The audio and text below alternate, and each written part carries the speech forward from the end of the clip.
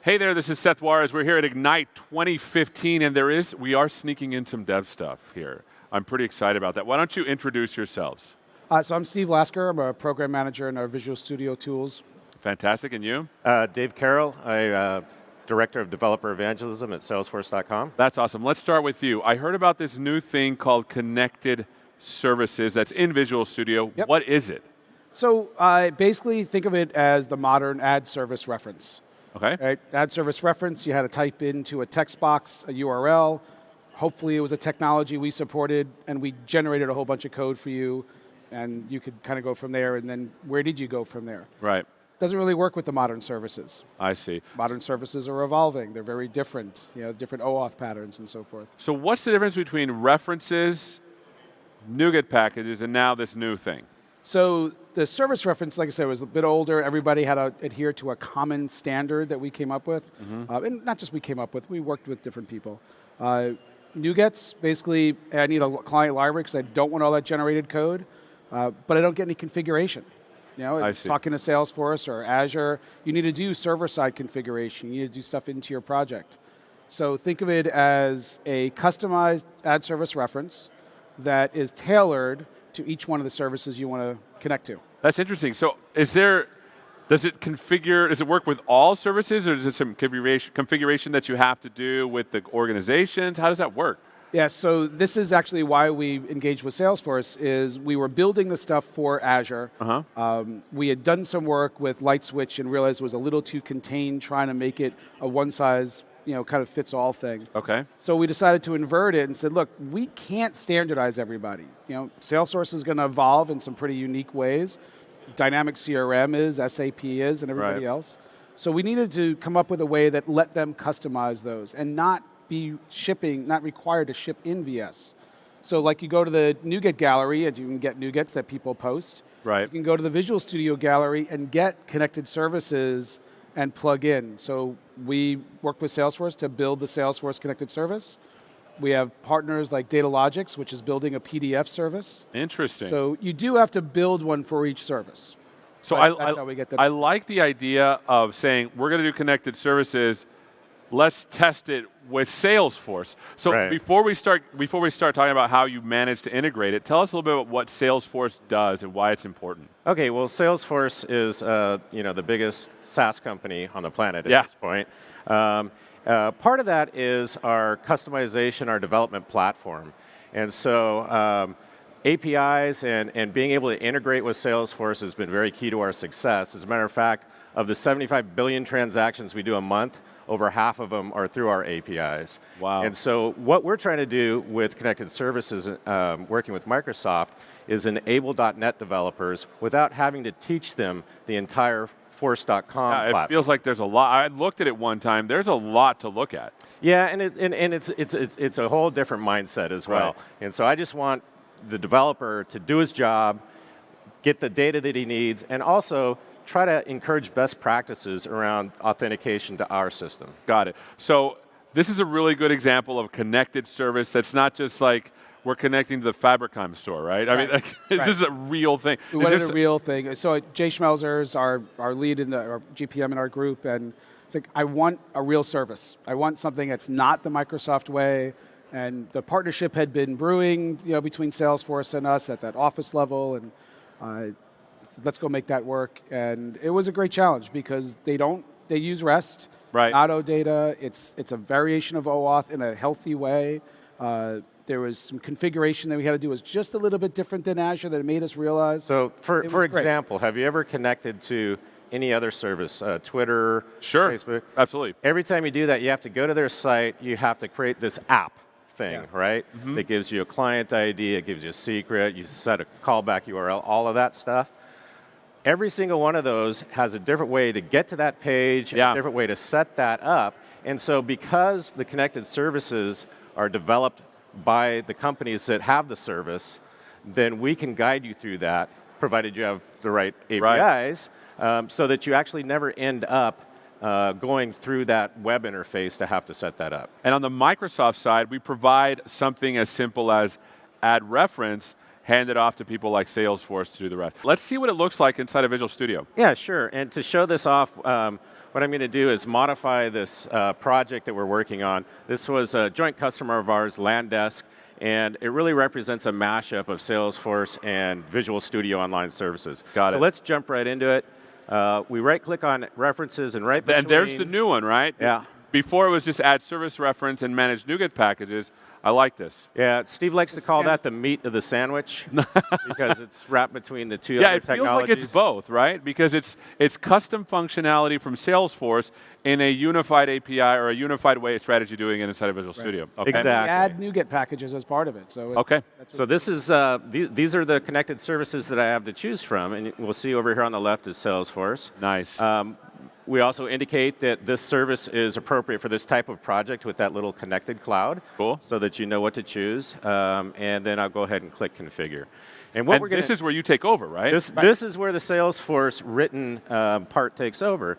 And what I'm going to do is I'm going to turn Visual Studio into an API client for Salesforce for the metadata API. That's awesome. And I'm going to do that by defining a runtime or design time account. And so I'll click next. Now I'm being asked, and this is really the crucial part, what do I want to do for runtime with regards to authentication? Right now we have a couple different OAuth flows, username and password for headless integrations. We also have web server flow if you're integrating some web apps that you've built. Got it. So we'll continue with the web server flow. At Salesforce, we give you the option of creating a custom branded OAuth page. And so that's what, but this illustrates something very specific to Salesforce. So other service providers might have specificity as well that they want to insulate the developer from having to configure or think about. I like the idea of also democratizing the ability to create a service, and if it's good, people are going to consume it if you let them through this connected services. Exactly. We wanted to get people up and started quickly and not have to become an expert in all of the goo just to get to the fun, meaty part of it. They're going to go back and learn. We think about it as like a progressive learning style. And here, I mean, Salesforce is a fairly rich, platform, so there's a lot of things to ask questions on. There's other services, I mean, Azure Storage, fairly simple in the connection. We can do it a single page grid. So each service can choose the level of customizations they need inside of the connection. And I like how you said it can go from complex to simple, because looking at Salesforce here, we can see this is pretty complex, this kind of stuff you can access. Yeah, there's a lot of objects available, and that's what this screen allows you to do. So the next step, now that we've got kind of the service configured, what objects do we want to model to interact with? Right. And so, I can pick a couple of different ones. I'll choose case, and then maybe contact. And at this point, I can finish up my wizard. And there's stuff going on right now, right? This is the Visual Studio as an API client. It's making calls into Salesforce to create that connected app where I have my consumer key, my secret, the callback URL, and so on. As well as dropping whatever NuGet packages that might be necessary for any particular service. Or references, it adds the consumer key and secret to the config file. Right. And we've done all of we try to do what we say is a 90% into your project. Got it. And then even the way we do it, for those, if you remember add service reference, we would generate lots of code in your project. And for Salesforce, it was... Well, yeah, our WSDL results in 118,000 lines of code. Wow.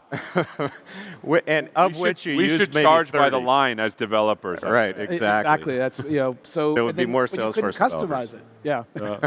That's right. So we like the idea of scaffolding, and that's what we've gotten from customers, is they can now modify it. And in our larger portion of this demo, you'd see would actually go into the model classes and extend them because they're my files. I like how also, once you've done the wizard, you sort of guide your users to a page that lets them say, now that you're here, here's how you move forward. Yeah, this is a decision by the Visual Studio team guideline in creating your connected service. The idea is that you don't want to put a bunch of sample code in, code that gets pulled out every time you interact with the wizard. Right. Instead, we give them guidelines. We tell them what happened, what changed in their project. That's awesome. And a couple of walkthroughs. Well, what I want to do right now is just kind of show you some of the results. Okay. So we've got an OAuth redirect handler. This is my favorite piece of this because this handles all the magic for OAuth. Yeah. At this point, you don't care. You might care about where the tokens are stored, but it's all done for you, right? We handle that in a best practice kind of way. We also added information into your web config. Oops. Oh, yeah, you felt like it was moving it. If you double click, it should work.